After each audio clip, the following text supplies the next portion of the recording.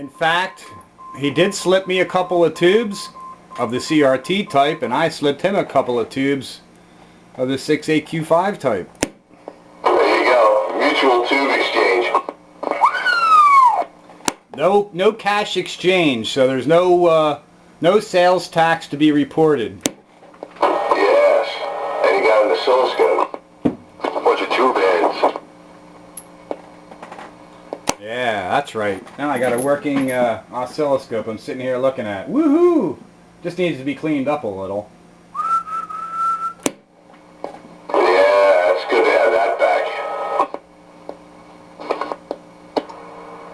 Happiness is a warm tube.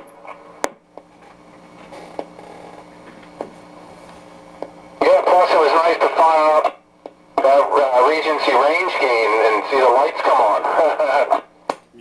Yeah, give my circuit breakers the workout instead of yours. Oh, you have shorts?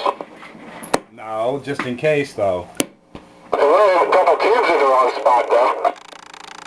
Yeah, tubes in the wrong spot usually don't work out so well. That one got hot. Oh man, especially if they're wired a little differently. Yeah, it was the final tube was in an audio tube section. One of the oscillator tubes was somewhere else. It wasn't good. It was in as-bought condition. Yeah, it's easy to say that thing probably never worked, or it hasn't worked in a while. We were able to get it to receive. No power on transmit, but it does receive. Well, that's half the battle. That's right. Yeah, the relay clicks and the red lights when you transmit. The rest of it's simple there. Yep, it's on the road to recovery. I mean, Christ, those tube radios, the transmitters and things are so frighteningly simple. It's not even funny. You know, you got an oscillator, a buffer, and a final.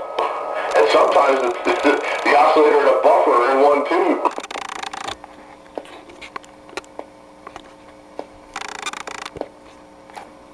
Yeah, that radio's on the road to recovery. That should be easy to get up and running.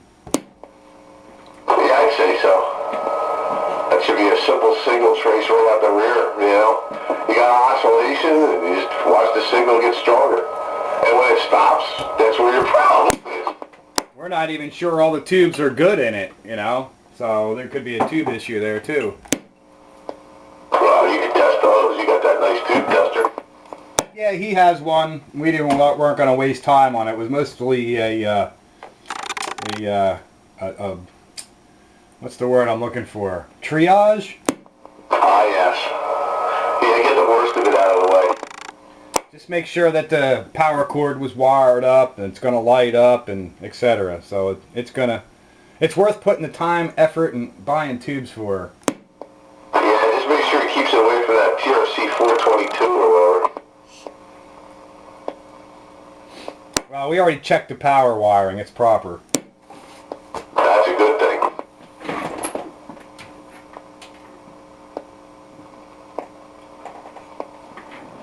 Tonight's edition, or tonight's feature for Classic Radio Roundup is my Tram Titan. Tram Titan. Are you video gating? I am video gating at this point in time. 10-4 Roger, right on.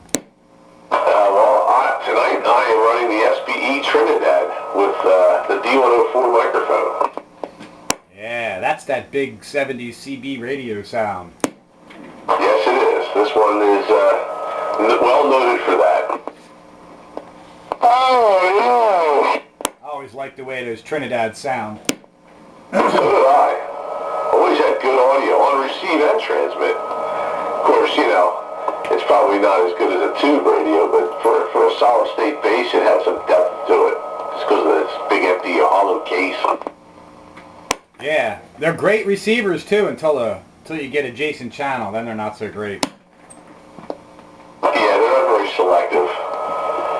They don't have any filtering in them, so you have to rely on the cue of the IF coils, and it's not all that great.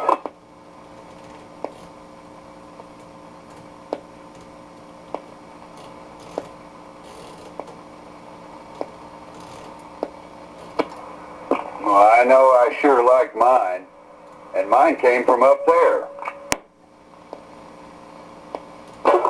Is it my imagination or is Hammer's audio just a little bit low tonight?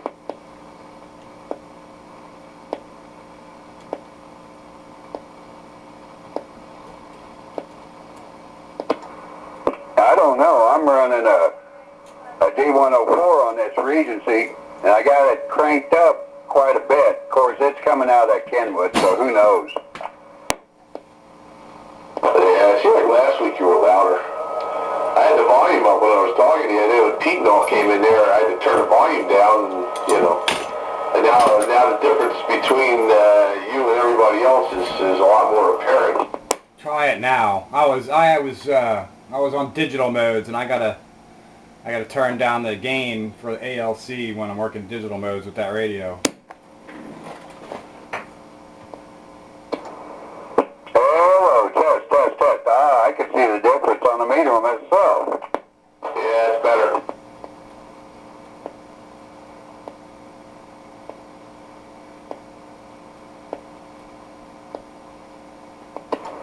Well, alrighty then. That sounds like a winner to me. For whatever reason, when people are working voice like that, you gotta have it cranked all the way up. When I go to work in digital modes like PSK or slow scan or something, I gotta crank it way down. This is what, your ALC? Well, the sound card gain. Oh, sound card, okay.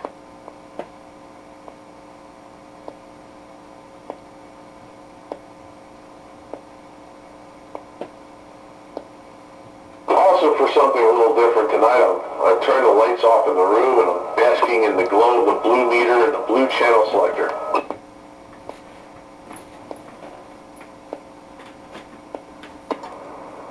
Yep. Granddad was the original radio with the blue readout. Yeah, console 2's got a blue meter too, but this one's got the blue channel selector.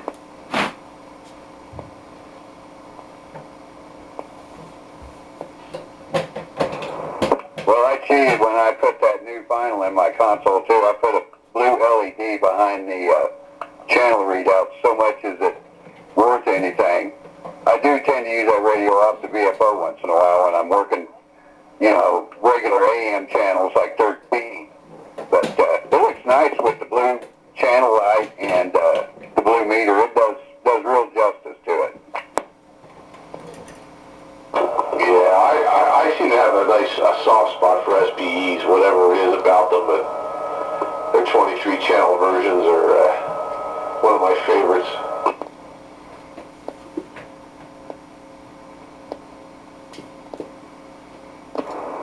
Yeah, I like the 23s better than I like their 40s. I've got several 40 channel SBEs, and a couple of them have really good modulation and swing and stuff, and real good receiver. My little Malibu 40, it's just a basic 40 channel mobile with volume and squelch and a channel selector. That thing's got a real good receiver in it.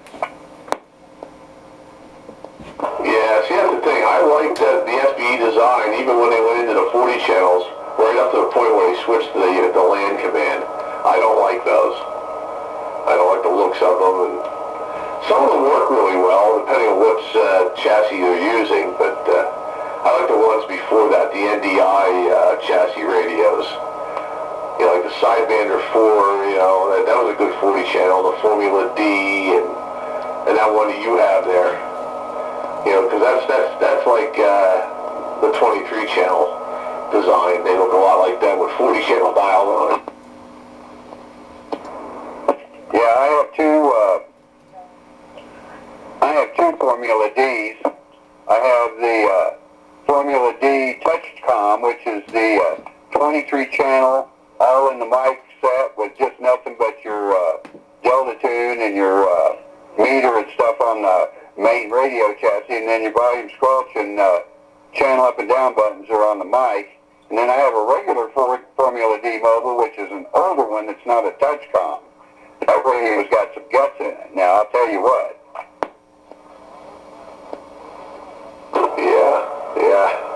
Well, the thing, the Formula D came out, it was a PLL radio. I believe they had a 23 channel, and then they just, you know, when the 40s came out, they just came out with a 40 channel version. Yeah, and you know what's weird is the regular Formula D, which wasn't a Touchcom radio, they came out with the Touchcom 23 channel. They just dropped the other one and didn't make it anymore. That was quite a nice radio for its day. It was, I think, upscale from the 23 channel Cortez. I think it was the next radio up in the line from the Cortez. And then when they made the 40 channel Cortez, well, that was a nice radio. But they also brought the exact same radio out. They changed the model number by one number and called it an Aspen. Yeah, I'm not quite sure why they did all that, but yeah, they did. They similar radio, just changed the name of it. Yeah, they are identical radios, inside and out. The Aspen 40 and the Cortez 40 are identical radios. The only thing they did was change the model number by one. I'm still confused as to why they did that. Yeah, I can't tell you. you wonder what the heck goes on in the minds of the marketing people. Now, roger that.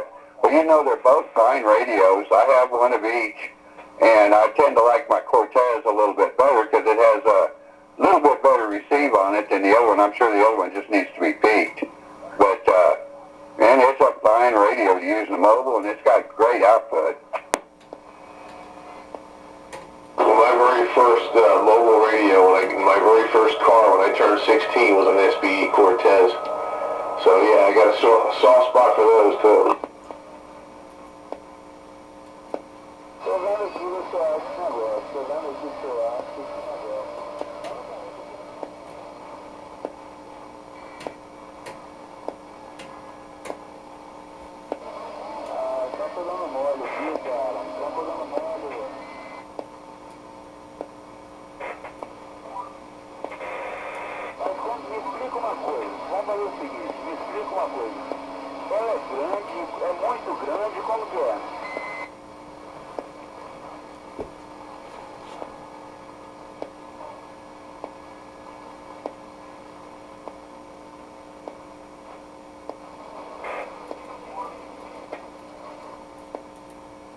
Sounds like there's been a little skip starting to build in there again. It was quieter a little bit ago.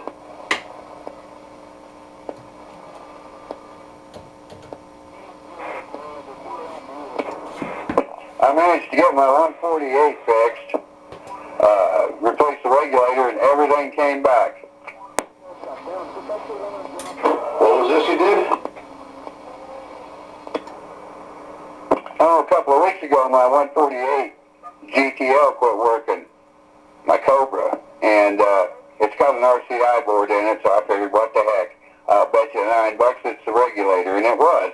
I ordered a new regulator, put it in, and everything came back, outside of a little tuning I had to do to it, but she's working fine again. Yeah, I think we talked about that. I think I mentioned a regulator last week. I think you mentioned that. Yeah, you were right. It was the regulator. She's back up to same output as she was, and I don't know, I may just be hearing things, but it sounds to me like the receiver's a little bit better too. Yeah, well, you got the right voltages in there, and it'll work the way it's supposed to work.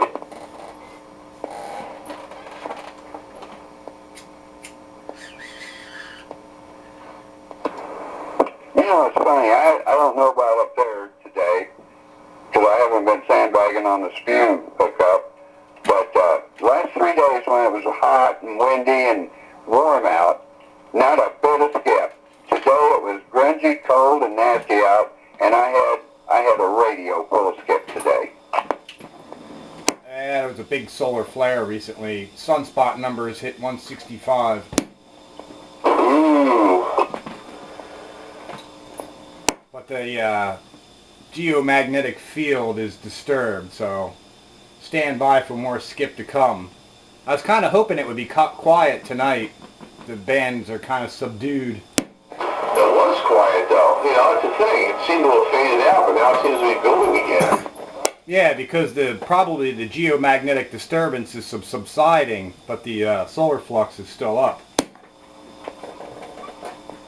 Yeah, you're for Mexicubans, which is the worst kind of skip. I actually had Ohio in here this morning for better than 2 hours on a pretty consistent basis. That's the first of any skip from this that wasn't southeast or south in weeks up here.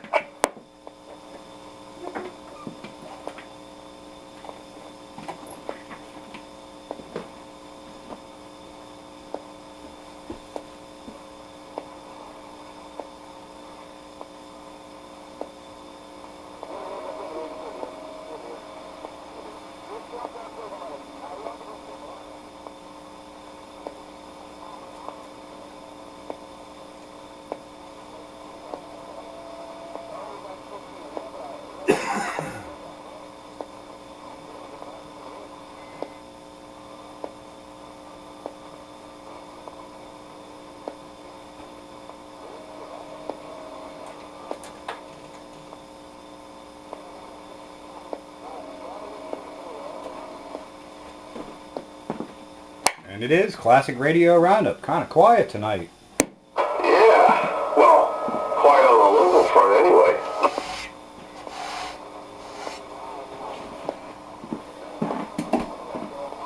Yeah, I was busy in the beginning, but now, you know, the guest is gone.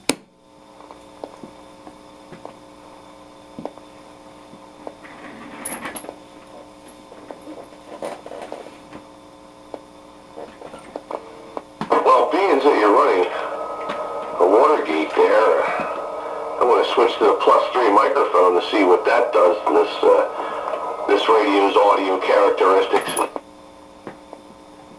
Well, you better do what it is you're going to do. You got 4 minutes and 41 seconds. 441. There's a karmic influence there somewhere if I didn't know any better. Alrighty then, well, this is the +3, and I'm trying to adjust the volume so it's somewhat on the same level as the other one. But it seems to have good audio too. Sounds good on this side. Of course, it's hard to sound bad on my Tram radio receiver. Yeah, well, that's the thing. I can say I knew a handful of people that had these Trinidads back in the day, and 2 or 3 of them ran them with +3s, and another couple had with D104s, and either way they sounded good, although I think the D104s were probably punchier, but the +3s were definitely more mellow sounding. And what's that one you're on now, the +3? Yes, sir. Turn a +3.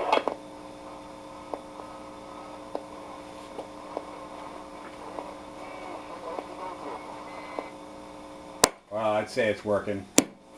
Yeah, this one mates up real well with the console too. But yeah, well, every radio benefits by this mic, but most of them do. Well, this is one of the few radios I have that I can't play musical microphones on. I don't have another connector for this one, so Turner +2 is it.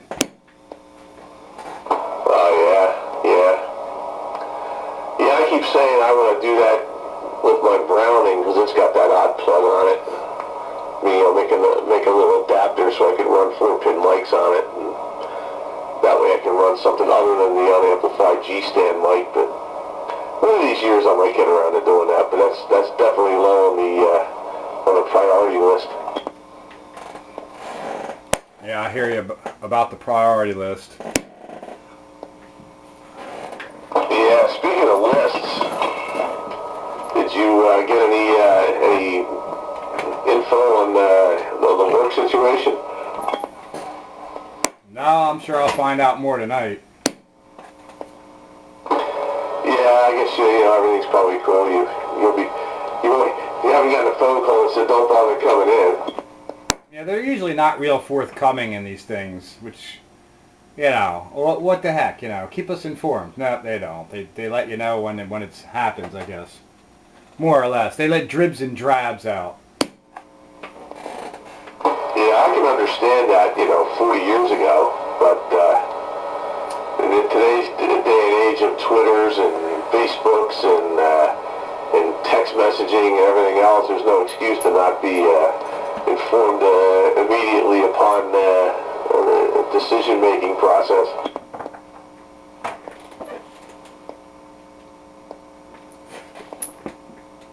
One would think.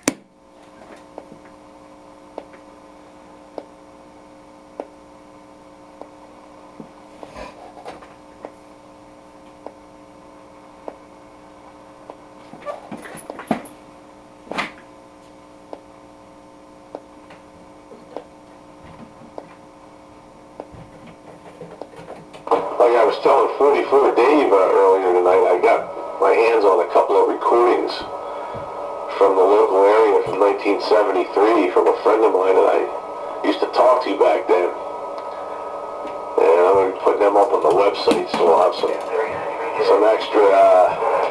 extra stuff to reminisce by.